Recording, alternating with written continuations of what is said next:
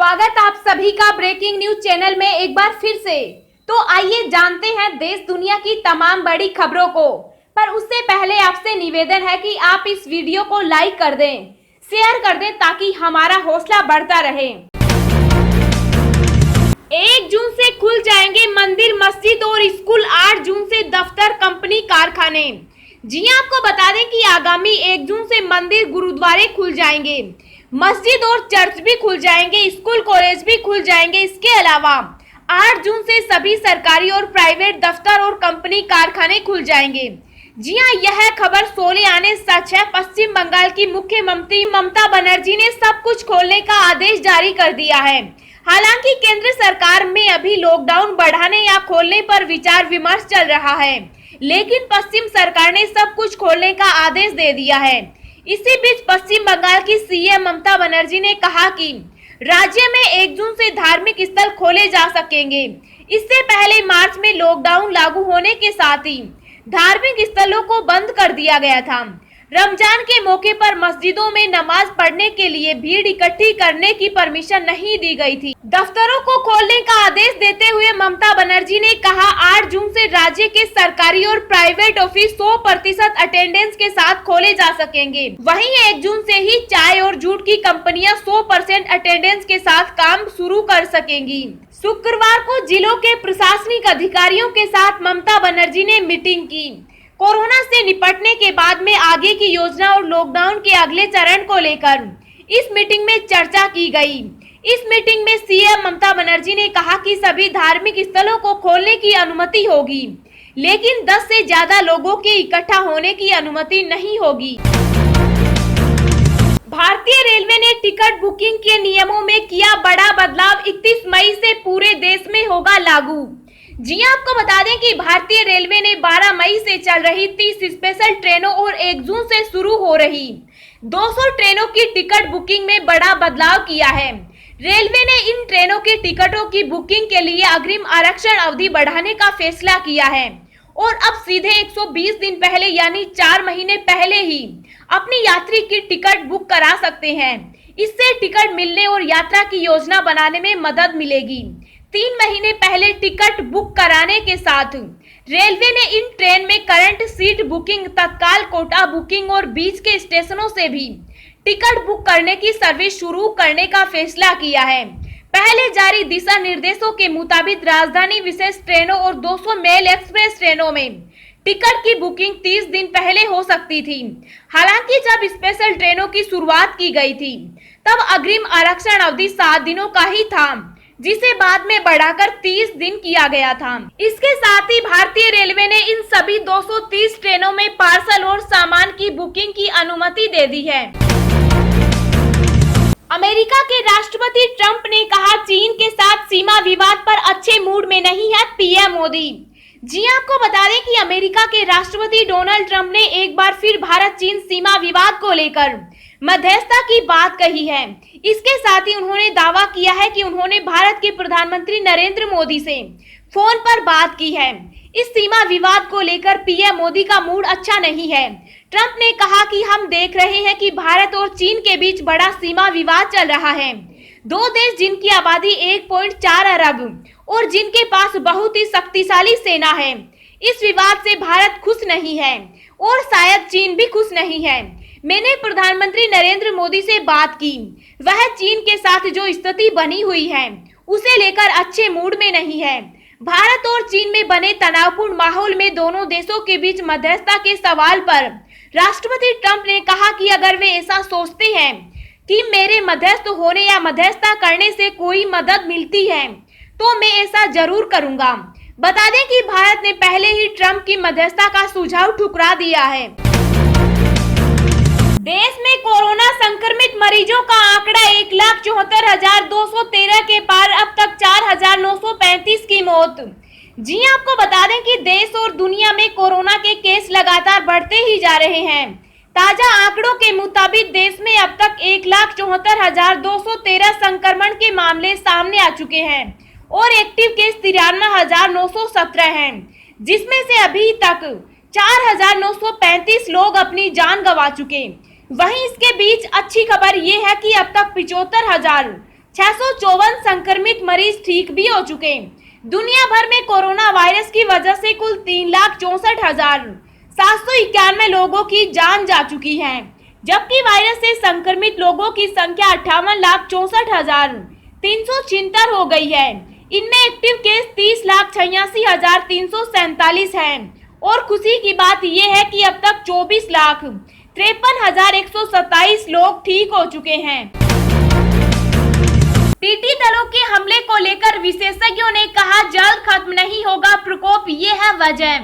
जी आपको बता दें कि पर्यावरण विशेषज्ञों का दावा है कि राजस्थान, मध्य प्रदेश, गुजरात और महाराष्ट्र समेत कई राज्यों में आतंक का पर्याय बने टिड्डी दल दरअसल जलवायु परिवर्तन के कारण उत्पन्न स्थितियों का नतीजा है। साथ ही उन्होंने इन कीटों का प्रकोप जुलाई की शुरुआत तक बरकरार रहने की आशंका जाहिर की है। वैश्विक महामारी कोविड-19 के कारण लागू लॉकडाउन के बीच देश के पश्चिमी राज्यों पर टिड्डी दलों ने धावा बोल दिया है। पिछले 2.5 दशक में पहली बार महाराष्ट्र, उत्तर प्रदेश और मध्य प्रदेश में भी इनका जबरदस्त प्रकोप दिखाई दे रहा है। जलवायु परिवर्तन विषय पर काम करने वाले प्रमुख संगठन क्लाइमेट ट्रेड्स की मुख्य अधिशासी अधिकारी आरती खोसला के मुताबिक टिड्डियों के झुंड पैदा होने का जलवायु परिवर्तन से सीधा संबंध है। उन्होंने कहा कि जलवायु परिवर्तन की वजह से करीब 5 महीने पहले पूर्वी अफ्रीका में अत्यधिक बारिश हुई थी। इसके कारण उपयुक्त माहौल मिलने से बहुत भारी मात्रा में टिड्डियों का विकास हुआ। उसके बाद वे झुंड वहां से 150 से 200 किलोमीटर रोजाना का सफर तय करते हुए दक्षिणी ईरान और फिर दक्षिण पश्चिमी पाकिस्तान पहुंचे। वहां भी उन्हें अनियमित मौसमी परिस्थितियों के कारण प्रजनन के लिए उपयुक्त माहौल मिला, जिससे उनकी तादाद और बढ़ गई।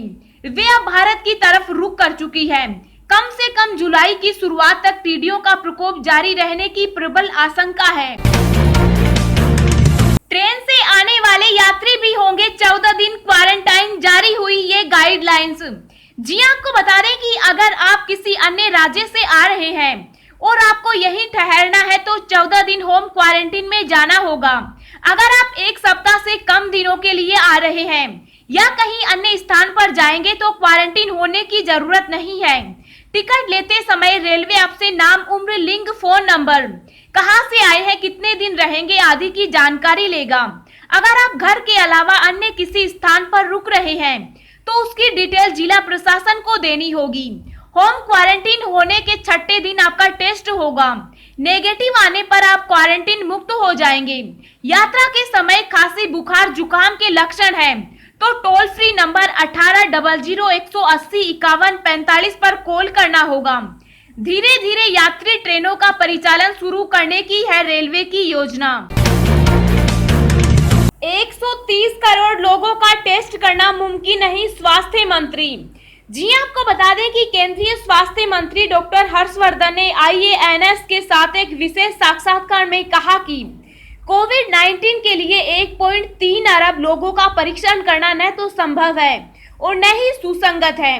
उन्होंने कहा वर्तमान परीक्षण रणनीति जरूरत आधारित है और ऐसे व्यक्तियों को प्राथमिकता देती है जो मुख्य रूप से जोखिम में हैं या जिन्हें लक्षण हैं। इस स्थिति को देखते हुए नियमित रूप से संशोधित किया जाता है। परीक्षण डेटा और क्षमता के बारे में स्वास्थ्य मंत्री ने कहा, हमारी परीक्षण क्षमता 27 मई को प्रतिदिन 1,60,000 है और हमने अब तक 35,44,884 परीक्षण किए हैं। अगर एक पल के लिए हम बीमारी पर अंकुश लगाने के लिए 1.3 अरब जनसंख्या के परीक्षण की बात करते भी हैं तो आप भी इस बात को मानेंगे कि यह न केवल एक महंगी प्रक्रिया है बल्कि न तो यह संभव है और न ही सुसंगत है। उन्होंने यह भी कहा कि फरवरी 2020 के पहले सप्ताह में पुणे के नेशनल इंस्टीट्यूट ऑफ वायरोलॉजी में एकमात्र प्रयोगशाला से देश में इस सुविधा की संख्या बढ़कर अब 624 हो गई है। इसमें 435 सरकारी प्रयोगशालाएं और 189 NBL से मान्यता प्राप्त निजी प्रयोगशालाएं हैं। हर्षवर्धन ने कहा कि प्राथमिकता आधारित और लक्षित परीक्षण कोविड-19 के अधिक मामलों का पता लगाने और बीमारी पर अंकुश लगाने में मददगार होगा। हाइड्रोक्सीक्लोरोक्विन लेने के बाद बहुत अच्छा महसूस कर रहे हैं ट्रंप। जी आपको बता दें कि व्हाइट हाउस के एक वरिष्ठ अधिकारी ने कहा है कि अमेरिका के राष्ट्रपति डोनाल्ड ट्रंप मलेरिया रोधी दवा हाइड्रोक्सीक्लोरोक्विन की 2 सप्ताह तक खुराक लेने के बाद बहुत अच्छा महसूस कर रहे हैं। यदि उन्हें लगता है कि वह कोरोना वायरस से संक्रमित व्यक्ति के संपर्क में आए हैं, तो वह दोबारा इसे लेंगे। मलेरिया की रोकथाम उसके उपचार के लिए इस्तेमाल की जाने वाली हाइड्रोक्सीक्लोरोक्विन को अमेरिका खाद्य एवं औषधि प्रशासन ने कोविड-19 के उपचार के लिए मंजूरी नहीं दी है, लेकिन इसे संक्रमण के संभावित उपचार के तौर पर पहचाना गया है। अमेरिका सरकार ने इसकी तत्काल उपलब्धता का अनुरोध किया है। ट्रंप ने कोरोना वायरस से निपटने में हाइड्रोक्सीक्लोरोक्विन को पासा पलट देने वाली दवा करार दिया है। व्हाइट हाउस की प्रेस सचिव से जब पूछा गया कि मलेरिया रोधी दवा लेने के बाद ट्रंप कैसा महसूस कर रहे हैं, तो उन्होंने कहा, मैं यहाँ आने से पहले ही उनसे मिली थी। मैंने उनसे यही सवाल पूछा था। उन्होंने कहा वह बहुत बढ़िया महसूस कर रहे हैं। यदि उन्हें लगता है कि वह संक्रमित व्यक्ति के संपर्क में आए हैं, तो वह दोबारा यह दवा लेंगे। उन्होंने कहा कि कई विशेषज्ञों ने संक्रमण रोकने में हाइड्रोक्सीक्लोरोक्विन के उपयोग को रेखांकित किया है। अब हम आपको अगले 24 घंटों के संभावित मौसम पूर्वानुमान के बारे में बता रहे हैं। अगले 24 घंटों में तमिलनाडु, केरल, लक्षद्वीप, अंडमान व निकोबार द्वीप समूह और ओडिशा के कुछ हिस्सों में गरज चमक के साथ कुछ स्थानों पर अति भारी बारिश होने की आशंका है। पश्चिमी हिमालय और पूर्वोत्तर भारत में मध्यम वर्षा जारी रहेगी। अब पंजाब, हरियाणा, दिल्ली, यूपी, बिहार, झारखंड और गंगीय पश्चिम बंगाल में भी बारिश की गतिविधियां बढ़ने की उम्मीद है।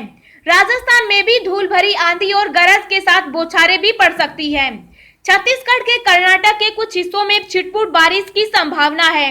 उत्तर पश्चिमी और उससे सटे मध्य भारत में तापमान में गिरावट होने के आसार हैं।